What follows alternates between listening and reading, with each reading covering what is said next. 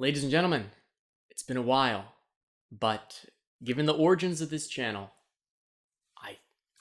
I knew I had to provide some input on what happened last Monday night.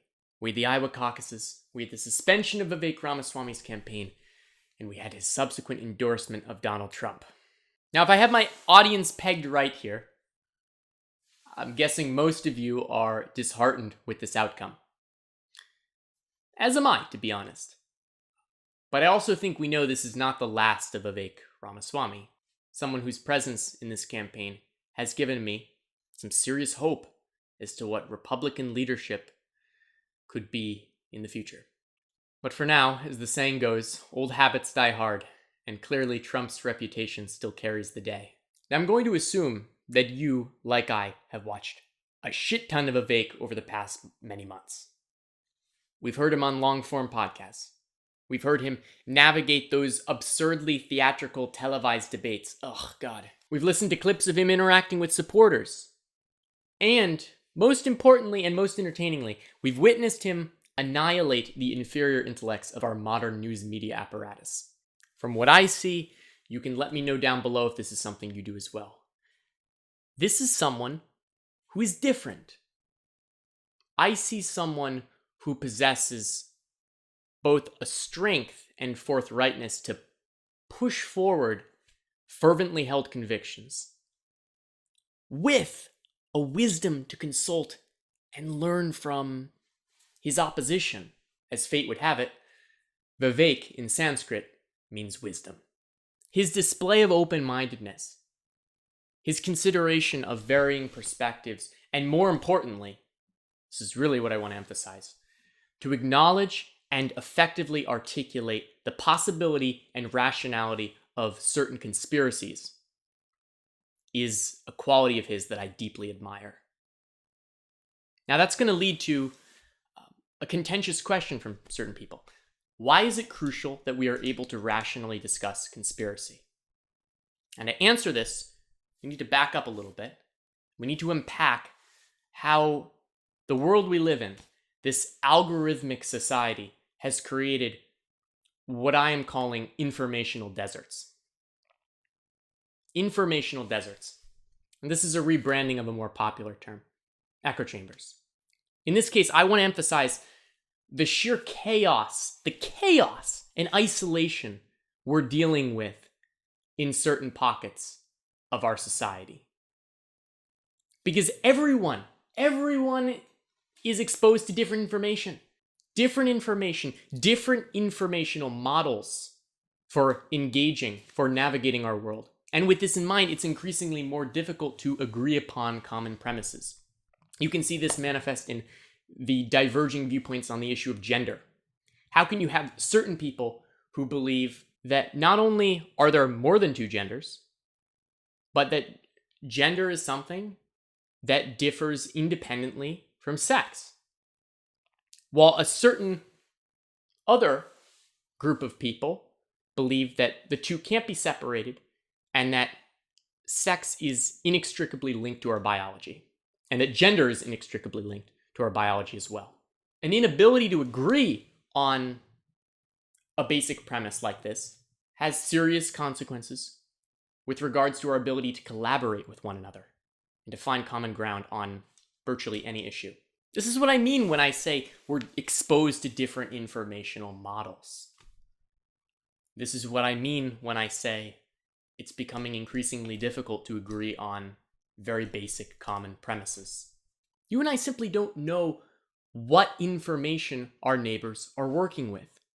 It's hard to ask questions that really get down to what someone believes. Like, asking those questions is already a bit socially awkward, but it's becoming even more of a stretch in this society. The result of all of this is that we don't understand each other. And we are, even within the closest measures of geographic proximity, at times completely alone. For instance, take a person who believes Donald Trump is the greatest president of all time, or even someone who believes he was a good president, or that he did good things. Now take someone who believes he's the next Nazi-esque authoritarian strongman, or simply irredeemable. And these people are in such divergent mental headspaces that you could argue that they're not even existing in the same environment. Once again, they are interacting with the world through a narrative that they've constructed. And these narratives are so divergent from one another that the interaction mechanisms don't line up. We're not together in this whole journey, this civilizational journey, this decay into chaos, some might argue. And definitely, we're going through a transformation in society right now. Like, we all feel it. We all know something is coming.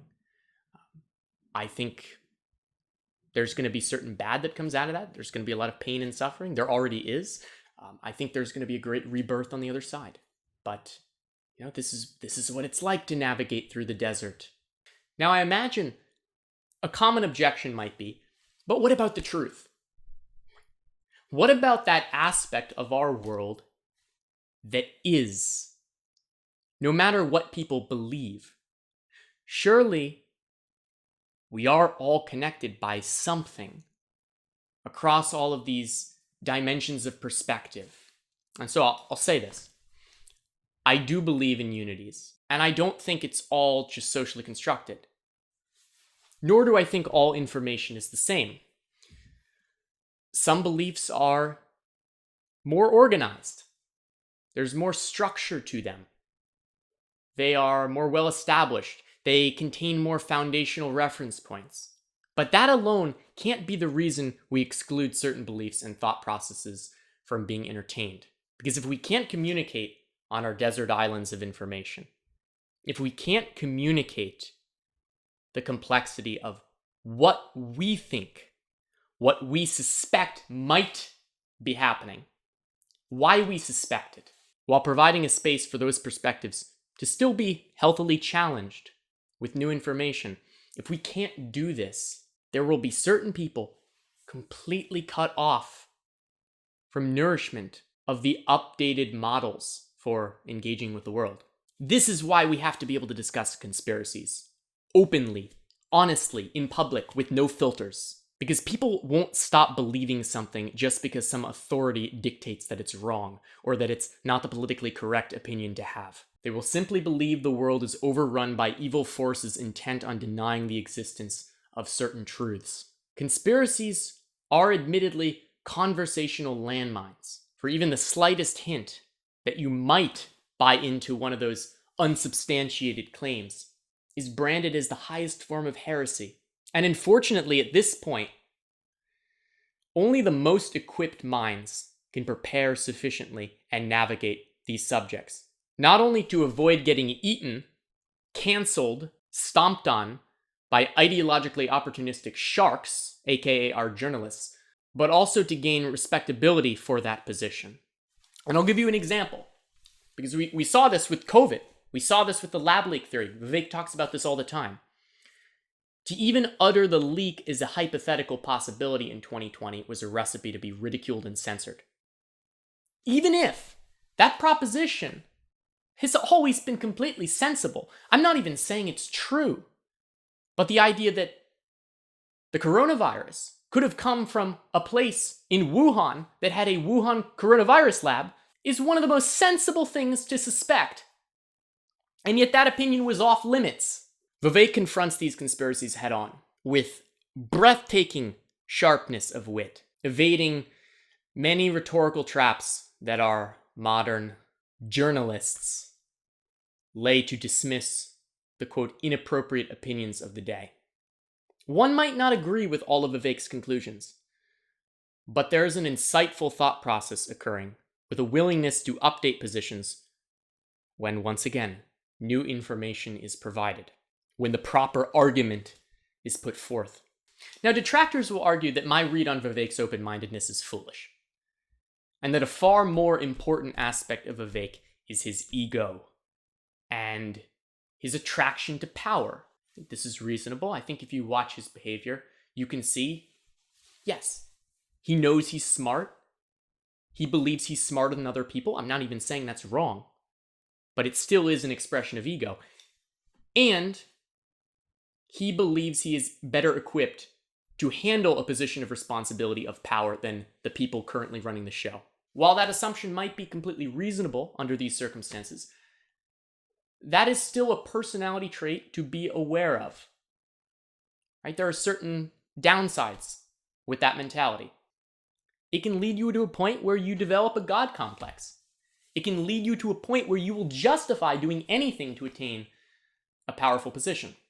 These detractors would view his recent endorsement and ongoing filleting of the former president to be evidence of a true sycophant, a man who will write a book laying out genuine criticisms of Donald Trump, but who will conduct a campaign with more attention paid to placating fragile egos, insofar as elevating an ego is politically useful.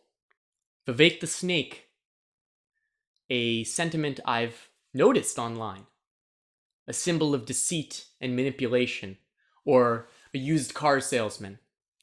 You get the gist. And I got to admit, I'm also hesitant regarding this side of Vivek. This side of him that will say in one interview, just weeks before, that he'll be in the race for the long haul. It's my obligation to make sure we stay in this race through the end. And I expect that I will be the next president of the United States. That I'm not dropping out anytime soon. But after a much anticipated defeat in Iowa, we saw the polls. Well, now that just seems like a convenient time to throw support behind the victor. A victor who won by record margins. A victor who he's cozied up to the whole time, with the presumed hope that great reward will follow one who effectively dances with power. Many surmised that Vivek, the entire time, was vying for a different kind of consideration. Like, he's a strategist, he's a businessman, he's a long-term thinker. It's one thing to anticipate this might be the contingency plan, but it's a whole nother to watch him deliver the speech he did in front of the former president. And right now we need a commander-in-chief who will lead us to victory in this war. That's what we need in this country. Did you see this thing? Like, seeing him up there, beaming, smiling as wide as ever in front of that amped up crowd of Trump voters, truly seemed to crystallize this plan in real time. It really seems like this was the plan the whole time. You listen to this speech, the power, the fluency, and most importantly, the ability he has to move a crowd, the trust he's beginning to gain within the largest block of the Republican voter base. It's no secret that Trump doesn't take criticism well.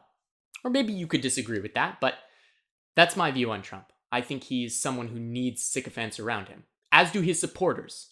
And Vivek gets this. Vivek clearly believes this. And so with such a recognition, it's hard to imagine a better path toward transcending Trump long term than what he's doing. Tell him that he's doing a good job. Say that he's the best president of the 21st century. Talk about how the election in some capacity was stolen. These are ways of speaking in public to Trump and his supporters that will inspire faith in Vivek's ability to carry forth the America First agenda moving forward. Attacks, on the contrary, are useless in a world where they're just assumed to be vestiges of one's own concealed shortcomings. Hillary Clinton could have used to learn this lesson. Vivek has chosen the more tactful approach. All this time, he's been highlighting Trump's virtues, ignoring his shortcomings, a strategy that served to pave the way to Plan B. Or perhaps not even a Plan B, but merely an extension of Plan A. You might have heard of the 48 Laws of Power, popularized in a famous book by Robert Greene. For those of you who don't know, this book is, to put it simply, a Machiavellian how-to guide. Law 1, never outshine the master. Law 2, never put too much trust in friends. Learn how to use enemies. Law 3, conceal your intentions. The more I watch Vivek, the more these Machiavellian tendencies are revealed. You could disagree with that. That's my view of this. And so in that sense, my admiration for him is somewhat tested. I'm a bit more wary. In a world where blatant manipulation of an already ethically dubious character is on the table, How exactly can anyone rely on him to deliver on promises he has so boldly stated? Though I suppose that is politics, isn't it? And on the other hand, there is still so much I do admire. It's more than just open-mindedness or quick wit. If you want to discover a quality that defines someone, you need to find something that even the greatest detractors can't deny. Beyond debate, Vivek Ramaswamy has an unbelievable work ethic. Like conscientiousness that is totally off the charts. Visiting all 99 counties in Iowa 2 times over. A kind of energy and ambition that could really make a difference in this world, especially when paired with his world-class intellect. And couldn't we really use that right now, with all of the urgent issues that need addressing via people with actual influence? The global stage does seem set for World War III. The in-person culture is at times unbearably superficial, non-confrontational, non-aware at best, subtly hostile at worst. There does no longer seem to be an intimacy of connection and camaraderie between certain factions of this country. I, for instance, feel more disconnected from the average passerby with each passing day. And if there were ever a time we need great leadership, it would be now. Granted, in this moment where everyone seems so concerned that the end is near, that another 4 years of this person or that person will bring upon the ultimate collapse, I can't help but wonder whether these concerns are actually worth feeding. It's sometimes stated that national politics is not that important when it comes down to the average person's daily experience, at least in a relatively free country like the United States. We all focus on these national controversies because they appear more grand in scope. But for the most part, if we are adopting any kind of personal responsibility, national politics is irrelevant as it pertains to your life, irrelevant as it pertains to mine. More yet, we should be grateful that it is this way, and faithful that it remains so. That a candidate can lose an election and life simply goes on. But that doesn't mean that the people who participate as national figures aren't important. Because despite all of the reservations that I have regarding Vivek Ramaswamy's intentions and his capacity to manipulate, I still continue to believe, albeit more tepidly, that he is a valuable voice, a remarkably valuable voice in this moment.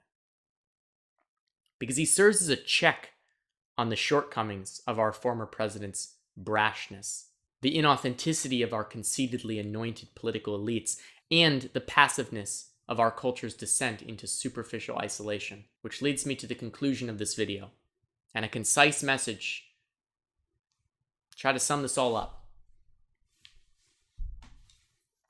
Because the only thing we can really do as people who admire this man's efforts, we got to see his open-mindedness, we got to see his courage, his compassion, the work ethic, is to carry these virtues forth in our own lives. Because he's not going to be the president of the United States anytime soon. He might never be.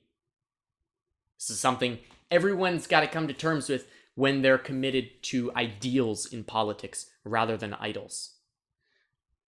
The people who best represent ideals will generally lose to the idols and the legions of idol worshippers who care more about celebrity than principle. But principle's more than an individual. It's more than Vivek Ramaswamy. It's about extending the impact of those principles through the power vested in each of us. Work a little harder. Hold yourself to a slightly higher standard. Defend yourself with class even in the face of unfair treatment. And stand up a little bit more for the values you know you must. I know I'll be attempting to live up to that feat with his character in mind. Thanks for listening. and I hope you got something out of this. Take care.